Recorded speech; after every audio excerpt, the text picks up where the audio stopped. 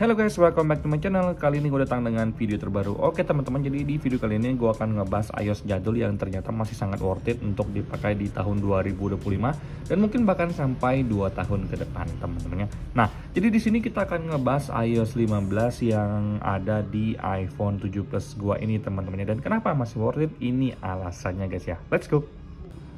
Oke guys, sebelum kita masuk ke alasan kenapa iOS 15 ini masih sangat worth it untuk kita pakai di tahun 2025, di sini gue pengen sharing ke kalian kalau unit yang gue pakai ini adalah unit 7 Plus gue, iBox 128GB teman-temannya. Kemudian kalau untuk iPhone 7 Plus ini sendiri kan rilis itu udah cukup lama ya, tahun 2016 teman-temannya. Jadi kalau untuk tahun 2016 sekarang itu udah hampir 9 tahun loh untuk bulan September nanti teman-temannya. Otomatis untuk iPhone yang menurut gue secara pribadi udah hampir di atas 5 tahun itu bagi gue udah jadul. Dan untuk 7 Plus ini sendiri udah memang dinobatkan oleh Apple kalau nggak salah itu udah iPhone jadul juga teman-temannya. Nah, jadi di sini guys kalau untuk iPhone 7 Plus ini itu masih mentok di iOS 15. Nah, iOS 15 ini menurut gua secara pribadi adalah iOS jadul yang masih sangat worth it. Kenapa? Karena masih mendapatkan update iOS secara normal, update minor tentunya bukan update besar lagi, dan juga untuk untuk iOS 15 ini juga masih bisa menggunakan WhatsApp dalam jangka waktu yang lama. Kalau kalian tanya ke gua, iOS jadul yang udah nggak cocok dipakai lagi itu adalah iOS 12 teman-temannya. Kalau untuk iOS 12 ini gua rasa memang udah nggak cocok untuk kalian pakai karena untuk update dari WhatsApp pun untuk iOS 12 itu sudah dihentikan ya untuk penggunaan WhatsApp. Jadi sekarang itu di mana-mana iPhone, kalau misalkan kalian mau beli iPhone jadul minimal di iOS 15 guys ya. Karena menurut gua secara pribadi walaupun iPhone-nya jadul, tapi selama iOS-nya itu masih bisa berfungsi dengan baik, otomatis aplikasi-aplikasi yang ada pun bisa running dengan baik teman-temannya. Nah, kalau menurut gua memang hal ini itu menjadi salah satu alasan utama kalau misalkan kalian nanya ke gua, "Bang, iOS jadul itu minimal di iOS berapa sih?" Gue bisa jawab ke kalian tuh minimal di iOS 15 teman-temannya. Oke, jadi kenapa sih iOS 15 jadul itu adalah iOS paling worth it sekarang? Menurut gue secara pribadi teman-temannya, iOS 15 itu rata-rata dihuni oleh iPhone jadul, iPhone 7, iPhone 7 Plus teman-temannya yang memang udah usianya uzur. Jadi untuk harga yang didapatkan pun misalkan kita pengen beli iPhone 7 Plus ini itu harganya udah sangat-sangat minim ya.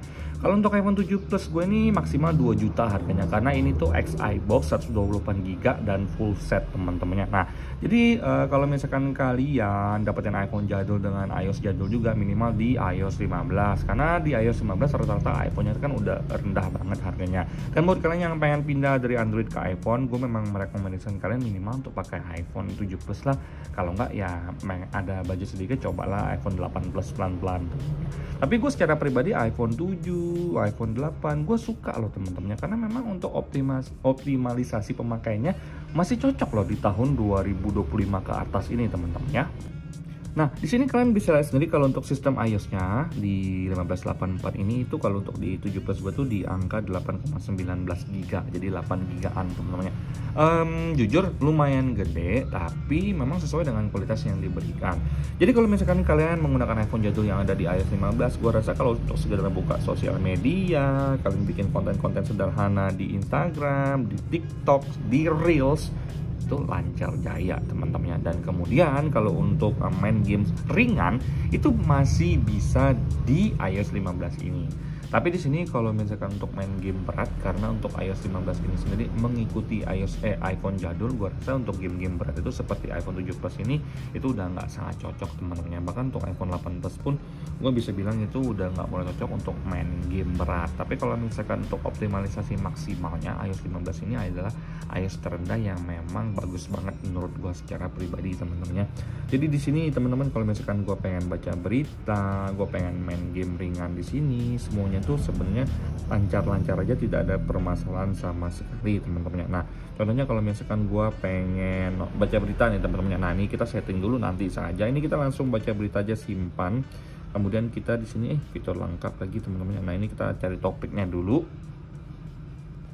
Oke, sekarang kita udah masuk di berita Kompas. Nah, kalau misalkan kalian lihat sendiri, kalau untuk baca berita sekedar sosial media seperti ini lancar-lancar aja, tidak ada permasalahan sama sekali. Karena memang optimalisasi iOS 15 itu walaupun udah jadul, tapi masih dapetin update iOS minor itu masih sangat layak kalian pakai guys ya. Jadi kalau misalkan kalian memiliki iPhone jadul yang running di iOS 15 minimal, itu bagus. selama unit dari iPhone kalian tuh berfungsi dengan maksimal, iOS 15 ini juga bagus-bagus saja. Dan di sini kalau misalkan kalian tanya ke gua untuk dari iOS 15.8.4 ini ada permasalahan atau enggak, gua rasa tidak ada permasalahan yang terlalu signifikan kecuali dari device gua yang memang baterainya itu suka mati sendiri karena memang udah harus diganti teman-temannya. Tapi overall untuk pemakaian sederhana dan sehari-hari gua rasa masih sangat yahut guys ya. Oke guys, jadi kalau misalkan gue ajakin untuk main game ringan seperti ini, kalian bisa lihat sendiri tidak ada kendala sama sekali teman-teman. Di sini kalian bisa memainkan game Subway Surf yang ringan banget, itu tanpa ada masalah sama sekali dan lancar-lancar aja guys ya. Nah, jadi kalau menurut gue secara pribadi, optimalisasi iOS 15 ini masih pada di tingkat yang memang sangat-sangat bagus guys ya. Jadi kalau untuk sekedar kegiatan sehari-hari dengan iPhone jadul dan optimalisasi iOS 15 ini, gue rasa masih sangat layak sih kalau misalkan kalian tuh pakai iPhone ya yang udah jadul tapi mentok di iOS 15 itu fine, masih bagus ya kalau menurut gua guys. Jadi di sini gua pengen share ke kalian kalau untuk 15.8.4 ini walaupun dia hanya datang dengan update iOS minor, tapi untuk performanya tidak ada permasalahan sama sekali. Yang namanya post itu belum ada kecuali iPhone kalian yang memang bermasalah teman-temannya. Jadi so far kalau untuk sekedar main game ringan seperti ini itu juga lancar-lancar aja guys ya. Oke, jadi di sini juga gue pengen negasin ke kalian, buat kalian yang pengen pindah ke iPhone, misalkan dari user Android sebelumnya, kalian kalau misalkan pilih iPhone jadul minimal yang udah mentok di iOS 15 ya. Kalau untuk iPhone jadul seperti iPhone 6 itu gue rasa udah nggak cocok lagi, ataupun iOS yang running di iOS 12, 13, 14 itu udah nggak bagus sama sekali menurut gue secara pribadi. Jadi mending kalian update ke iOS 15 mentok, karena untuk 15 mentok ini masih sangat suportif ya dari Apple, masih sangat dikasih update-update minor nih untuk perbaikan bugs dan security update guys ya. Rata-rata kalau misalkan kalian tuh pengen cari iPhone, gua rasa kalian harus cek fungsional juga. Yang penting bisa digunakan untuk kegiatan sehari-hari. WhatsApp bisa support, Line bisa support, Instagram bisa support, YouTube bisa support teman-temannya. Kemudian untuk Thread bisa support, TikTok bisa support. Jadi seenggaknya kalian tuh bisa menggunakan potensi maksimal dari iPhone jadul yang running di iOS jadul juga guys ya.